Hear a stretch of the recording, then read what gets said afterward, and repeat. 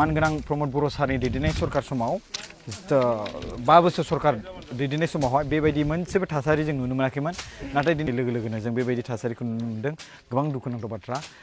update होबाय थागोन खुलुमबाय যোৱা নিশা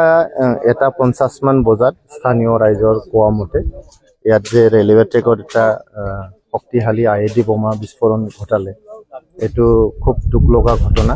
আৰু আমি ইফুটিয়াল তৰফৰ পৰা নিন্দা কৰিছো खुलुमबाय रायजो राजा नोंथांमोन हाग्रामा सरकार दानाय लोगो लोगोनो क'क्राझार रेल लामायाव बोरै बम बेरनो मोनखो बे बोरै जाथावना सिगांहाय इउपिपिएल सरकार दानायाव बा प्रमोद सरकारा बिटिआरआव सरकार दानायाव जेबोनो जायासै 5 इयार्स दा हाग्रामा सरकारा जोंहा बिथाङा उथिनाय लोगो लोगोनो बे क'क्राझारावहाय लामायावहाय बोरै बम बेरनो मोनखो सोरनि आखाइ दोङो बे मा हाग्रामा सारनि आखाइ दोङो बैफोरबायदि गोबां कमेन्ट बे आं बुंनाय बाथ्रा नङा नोंथांमोना भिडिअखौ जोबजासे नायब्लासो बुजि मोनगोन बेनिखायनो भिडिअखौ जोबजासे नायलां जायफोरा चेनेलाव गोदान साबस्क्राइब खालामना लादो दिनैनि मोनसे भिडिअ जाहैबाय नैबे जास्ट स्पट आपडेट रावबो पलिटिक्सनि बाथ्रा लानानै नांलाय खमलाय खालामनो नाङा जानांगौ सोरबा पलिटिक्सनि हिसाबै बेफोरबायदि जों कमेन्टखौ नुनो मोनदों आरो भिडिअखौ जों नुनो मोनदों आरो नैबे भिडिअ जागोन जोंहा गासैजोंबो सिनायजानाय ब्रादार प्रकाश नार्जारिया मा बाथ्रा बुंखो बेनि बागै नोंथांमोना भिडिअखौ नायलां बे मियानो जादोंमोन जाथाया नाथाय आपडेटखौ आं दिनै होनाय जाबाय नोंथांमोननि कमेन्टखौ आं नुनानै आं थानो हायाखै माबाफोर मोनसे जायोब्ला दा हाग्रामा सारा उथिना दोङो बिटिआरआव सरकार दादों माबा मोनसे प्रब्लेम जायोबा दा बे मा जागोन हाग्रामा सारनिसो दाय जाहैबाय नामा बम बेरदों बे पलिटिक्सनि लोगोआव बोरै लोब्बा थाखो रेल लामायाव माबा मोनसे जाथाय जादों हाग्रामा सारनियावसो उथिगोन नामा बे दाया बे बिटिआरआव बे सरकार दानाय लोगो लोगोनो जे बे जाथाया जादों बम बेरदों बेफोरबायदि पलिटिक्सजों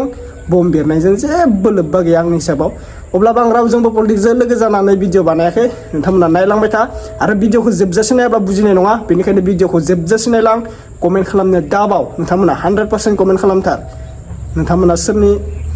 बागै मा बुंनो गोसो बुंनो हागोन दा जोंहा जेबो बुंनांगौ खोथा गैया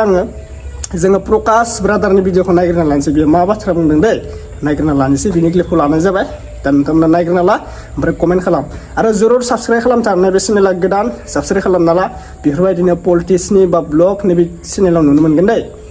नायग्रोना ला बाय जोंनि बर' हारिनि मानगोनां रायजो राजा नोंथांमोन बड'लेण्ड ओनसोलाव रायजो जानाय संसार जानाय आसाम स्टेटआव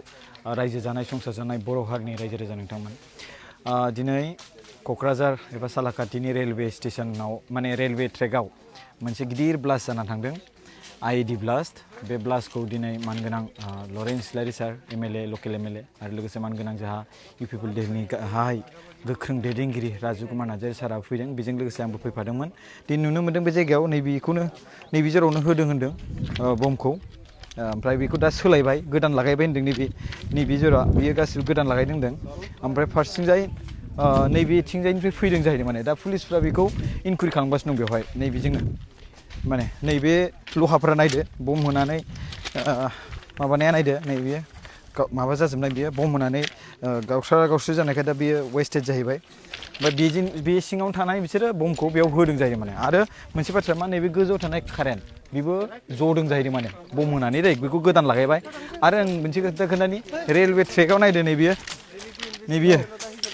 नैबेखौ नायदो नैबेयो सोब बे गाजोब्बाय बियो गुगाजोब्बाय इउज जादिया ओमफ्राय कारेन्टआ नायदो कारेन्टनिया गोदोनि एकदमबारे स' गोबां दुखुनांथाव बाथ्रा मानगोनां रायजो राजा नोंथांमोन बेबायदि थासारिया मानगोनां प्रमोद बर' सारनि दैदेननाय सरकार समाव 5 बोसोर सरकार दैदेननाय समावहाय बेबायदि मोनसेबो थासारि जों नुनो मोनाखैमोन नाथाय दिनै लोगो लोगोनो जों बेबायदि थासारिखौ नुनो मोनदों गोबां दुखुनांथाव बाथ्रा आपडेट होबाय थागोन खुलुमबाय যোৱা নিশা 1:50 মান বজাত স্থানীয় ৰাইজৰ কোৱা মতে ইয়াত যে ৰেলৱে ট্ৰেকত এটা শক্তিশালী আইডি বোমা বিস্ফোৰণ ঘটালে এটো খুব দুখ লগা ঘটনা আৰু আমি ইফুটিয়াল তৰফৰ পৰা নিন্দা কৰিছো গৰিহণা দিছো এটা সভ্য সমাজত শান্তিৰ এটা সমাজত এনেকুৱা যে হিংসাৰ যে ঘটনা এইটো কোনো পদ্ধতি গ্ৰহণযোগ্য নহয় এনেকুৱা ঘটনা যাতে পুনৰাবৃত্তি নহয় তাৰ কাৰণে আমি ইয়াতে প্ৰশাসনক পুলিচ প্ৰশাসন বা চিভিল এডমিনিষ্ট্ৰেশ্যন লগতে ইয়াতে আমাৰ BTC চৰকাৰ আছে হাগ্ৰামা মহিলাৰী দেৱৰ নেতৃত্বত যে BTC চৰকাৰ আছে তেখেতসকলক চোকা দৃষ্টি ৰাখিবলৈ মই অনুৰোধ কৰিছোঁ আৰু সকলোকে যাতে লৈ তেখেতসকলে মানে চলিবলৈ ইয়াতে চেষ্টা কৰে কাৰোবাৰ যদি কিবা গ্ৰিভেন্সেছ আছে সেইটো হিংসাৰ মাধ্যমেৰে নহয় আলোচনা বিলোচনাৰ মাজেদি আলাপ আলোচনাৰ মাজেদি যাতে সমাধান কৰাৰ কাৰণে এটা ৰাস্তা উলিয়াই সেইটোকে মই অনুৰোধ কৰিছোঁ মই প্ৰশাসনক অনুৰোধ কৰিছোঁ যাতে এই ঘটনাটো যোনে ঘটালে তেখেতসকলক মানে তদন্ত কৰি উলিয়াই উচিত শাস্তি যাতে বিহে এইটোৰ কাৰণে মই অনুৰোধ কৰিছোঁ আপোনালোকে জানে 2020 চনত BTR চুক্তি হোৱাৰ পিছত প্ৰমোদ বড়ো ডাঙৰীয়াৰ নেতৃত্বত যি PPL চৰকাৰ চলিলে এই চৰকাৰে কোকৰাঝাৰ যে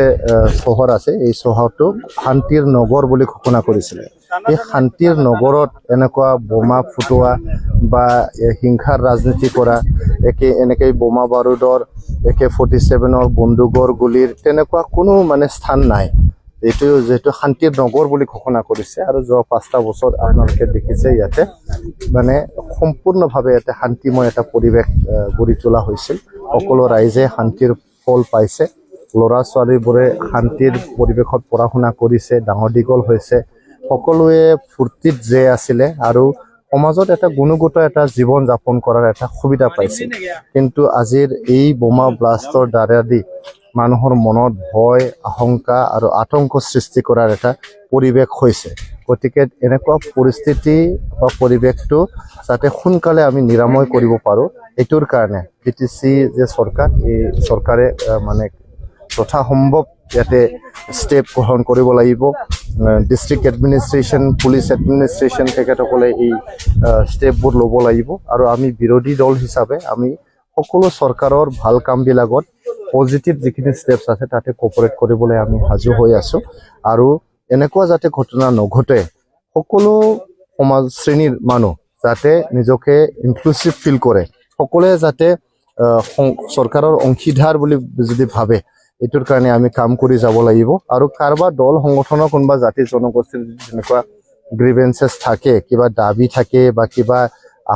আকাংক্ষা পূৰণ হোৱা নাই তো এইবিলাক আমি আলাপ আলোচনাৰ মাজেদি চৰকাৰৰ লগত আলোচনা কৰি ইয়াতে চিভিল এডমিনিষ্ট্ৰেশ্যন পুলিচ এডমিনিষ্ট্ৰেশ্যনৰ লগত আলাপ আলোচনা কৰি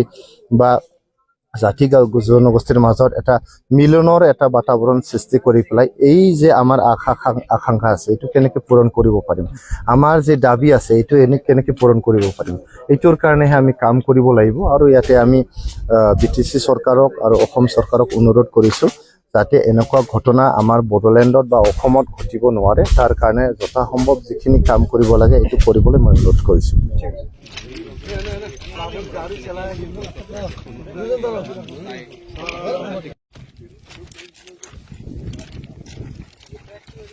ओके आंगोफोर गासिबो भिडिअखौ नुखाबाय दा नोंथांमोना कमेन्ट खालामनानै बुंहरदो बे जाथाया बोरै जानाय दायो जोंहा पुलिस फैनानै माने नायबिजिरनाय खालामखादों ओमफ्राय थिग जाफिनखाबाय रेल लामाया बेफोरबायदि बायना थानाय माबाना थानायफोराथ' साननै सानथाम गाहाम थाखाया थिग जाफिनखाबाय जोंनि आसामाव जानाय ना आसामाव जाबा बोरैबा थिग बिदिनो आसामबाबो बाहेरबाबो सानसेयावनो थिग जाफिनखायो बियो मोजां माबा रेलाथ' 1 मिनिट थाबाबो बा 1 सेकेन्ड थाब्लाबो बिराद लस जायो नालाय सरकारनि रेला बेफोरबायदि गेप्स थानो हाया बेनिखायनो बिसोरो माने सानसेयावनो फिक्स माने मोजां खालामखायो आरोना दा नोंथांमोना बुंहरदों आंनिया मेन टपिकआ बेनोमोन बेयो BTRनि सरकार हाग्रामा आसारजों माबा लोब्बा दङ नामा जेबोथ' गैया आंनि बायदिब्लाबो बेनो माने नोंथांमोना कमेन्ट खालामनानै बुंहरदो आरोना ओमफ्राय आङो बुंनांगौ खोथा गैया नोंथांमोननि कमेन्टखौ आं नायनोसै ओमफ्राय जायफ्रा बबे डिस्ट्रिक्टनिफ्राय भिडिअखौ नायनानै कमेन्ट खालामहरदों आंनो फोरमायहरब्लानो जाबाय दा बेखौथ' आं बुंनांगौ खोथा गैया सोरबा आरो प्रकाशखौबो आं ब्रादारखौ आं जेबो बुंनांगौ खोथा गैया जोंलाय मा जों आपडेट हिसाबैसो भिडिअखौ होनाय नङा होनब्ला लोगोफोर दा बेनोसै आंहा भिडिअखौ फोजोबनाय जाबाय कमेन्ट खालामना बुंहरदो दे नोंथांमोना मा कमेन्ट खालामनो गोसो आं नायनोसै कमेन्टखौ नोंथांमोननि एबार नांलायनाय जागोन दे मुबा पलिटिक्स BPF बेफोरबायदि UPPL BPFनो माने थालायो नालाय नांलायनाय जागोन बिदिबा बेनिखायनो आं कमेन्टफोराव नुलाबायदों दा जोंहा प्रकाश ब्रादार बुंनायखौ बिराद सोरबा गाज्रि बुंदों सोरबा मोजां बुंदों होननानै दे बेनोसै आरोना दे साबस्क्राइब खालामना लादो दे चेनेलखौ साबस्क्राइब खालामना होदो बाय